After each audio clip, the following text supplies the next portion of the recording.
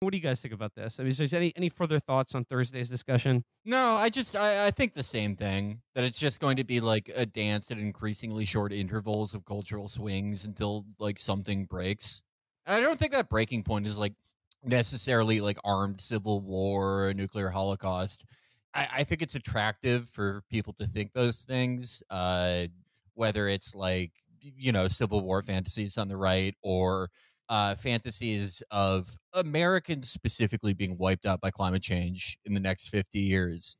They're all attractive to think because that means you don't have to reconcile with the fact that you're a first worlder and you have to live out the rest of your life and you have to figure out what that means. A breaking point could just mean it's the end of whatever this is that we've been doing for the last 30 or 40 years. And I legitimately do not know what comes after that. I don't think it necessarily means what comes next is better or worse.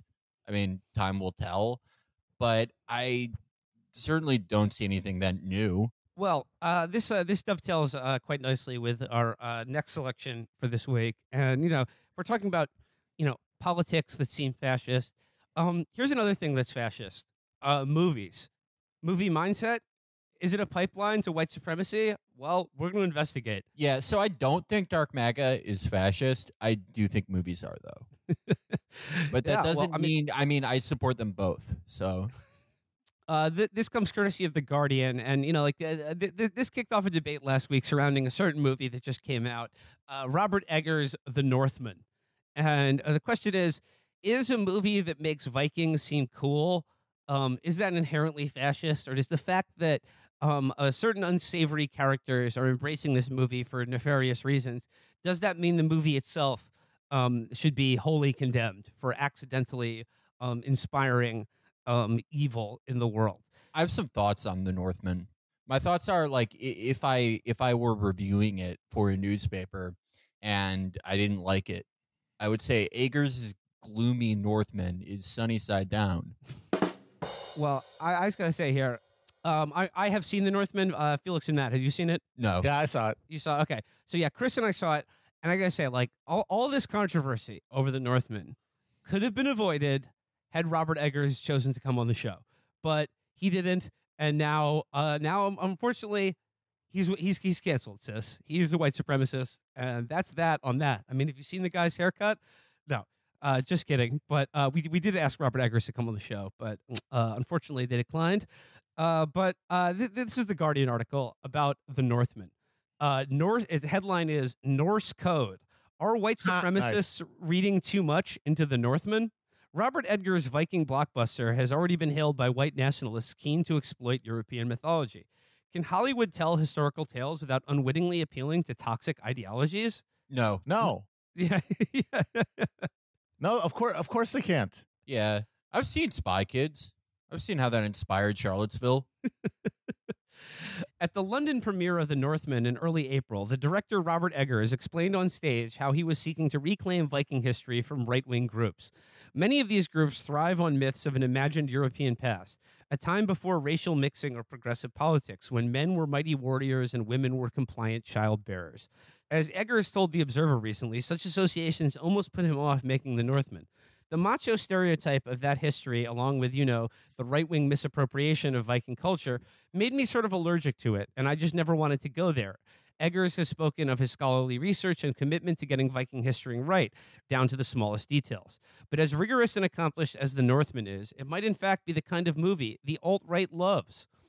The Northman's 10th century society appears to be uniformly white and firmly divided along patriarchal lines. Men do the ruling and the killing, women do the scheming and baby making. Its hero, played by Alexander Skarsgård, is not a million miles from the macho stereotype Eggers complained of, a brawny warrior who settles most disputes with a sword and without a shirt. So, having seen the movie, if Robert Eggers' intention was to make the macho bloodlust of Viking culture seem uncool and unappealing, then I have to say he has failed in that regard, because I thought it was very cool. I mean, I wouldn't want to live in 10th century Iceland, but, watching it was cool as hell. Like when they go Wolfman Berserker mode and just massacre that whole village, When Chris and I saw the movie, I was Nicholson nodding in the scene where they throw children into a barn and then set it on fire and lock the door. You know, I mean, look, when they show you like you take mushrooms and turn into a wolf and then massacre a village, is it macho? Yes. Is it cool as hell? Also, yes. But that doesn't necessarily mean I would like to live in Viking times, you know, like, and I think that is honestly, like, if you think about Eggers' movies, like leading up to, like, I think like he, especially with The Witch, but certainly in The Lighthouse too, but like, and now definitely in The Northman, I think he is very good at portraying the past like a totally different galaxy than the present, and allowing the viewer to sort of experience the completely different ways of thinking that people in the past, like that their subjective experience of reality was categorically different than anyone in a modern era can really like metabolize or understand. And I thought his movies do a really good job of rendering that, which, you know, necessarily involves portraying a set of values and codes of behavior that are rather frightening or immoral to a modern audience. But know that bearing a stolen ring makes no half-breed a king. Soaked in my blood, 'twill soon be sliding off your arm like a serpent. Your kingdom will not last. Continuing on, it says here, Sarsgaard's love interest, played by Anya Taylor-Joy, could be the far-right male's dream woman. Beautiful, fair-haired, loyal to her man, and committed to bearing his offspring. Even before the film's release, far-right voices were giving their approval on the anonymous message board site 4chan. Northman is a based movie, and I like that The Guardian it puts in brackets next to based, agreeable, in case anyone wasn't familiar. Yeah, Is it a should based be taken out of theaters because the 4chan guy said it's based. It says it's a based, agreeable movie, all white cast, and shows pure, raw masculinity. Robert Eggers, he is restoring pride in our people with his great films. The Northman is going to be epic. Hail Odin. So, I mean, I guess that this 4chan guy didn't even see the movie. He said it's going to be epic. Is this like the only argument he has that like 4chan people were excited to see it?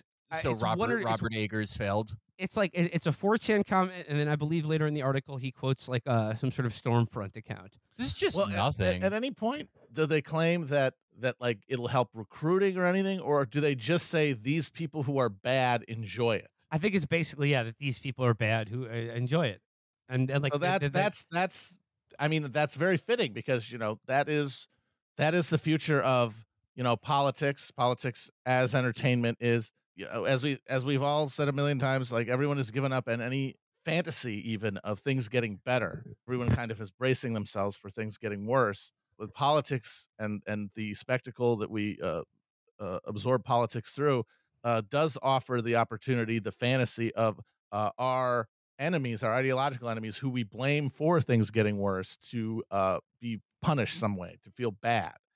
And so things like what's a good movie boil down to, will this movie make people that I dislike feel good when they watch it? And if it does, that makes it a bad movie, because the movies, to be good, should make people I don't like feel bad. If they make them feel good, if they provide them with like the basic pleasure that filmed entertainment is supposed to provide, you know, a hypothetically apolitical audience, then that they have failed, because they're not consciously provoking and undermining and upsetting the people we don't like. I mean, this is a point our friend Andrew Hudson made about Robert Eggers' movies, and particularly The Northman and The Witch. But Eggers, as a director, like he does choose material, and I think he's very canny at portraying the kind of foundational myths of white people back to them in a very kind of both historically accurate but kind of like brutal and upsetting way. And I think that's actually to his great credit as an artist and a filmmaker, because, you know, like The Witch is basically about, you know, like the myths of like the founding of America, like the Puritan colonists in New England in the 17th century, and The Northman is the myth that Hamlet is based on. The way his films like, you know, like channel the kind of like the myths and culture of European people in the Americas, and then in the distant past, like in the 10th century, which is when the Northman takes place. And it's a question of like, yeah, like obviously like the alt-right likes, or neo-Nazis or whatever, like olden times because they think it was like, more hospitable to their point of view, or would allow them, they could have a sort of like a broadsword and a shield instead of like, whatever bullshit job they're doing on the computer. But, I like, it's just like, this is what this article goes. It's like, it begins to question like, is any depiction of the past of like the European peoples in the past, is it like it implies that it's inherently white supremacist? Continuing on in the article, it says, on the face of it, some images of Sarsgaard in the Northmen, bare-chested, pumped up with battle rage, wearing a wolf's pelt as headgear, are uncomfortably close to those of Jake Angeli, a.k.a. the QAnon shaman, the abiding mascot of the January 6th assault on the U.S. Capitol. Oh, my fucking God. Oh, my fucking God. If this guy really believes this, he should live in daycare for the rest of his life. But he doesn't. He just, like, he needed to write an article. God, just every bit of culture is just the thinnest fucking gruel. It's just, like stretching like a teaspoon of cornstarch in 5 liters of water.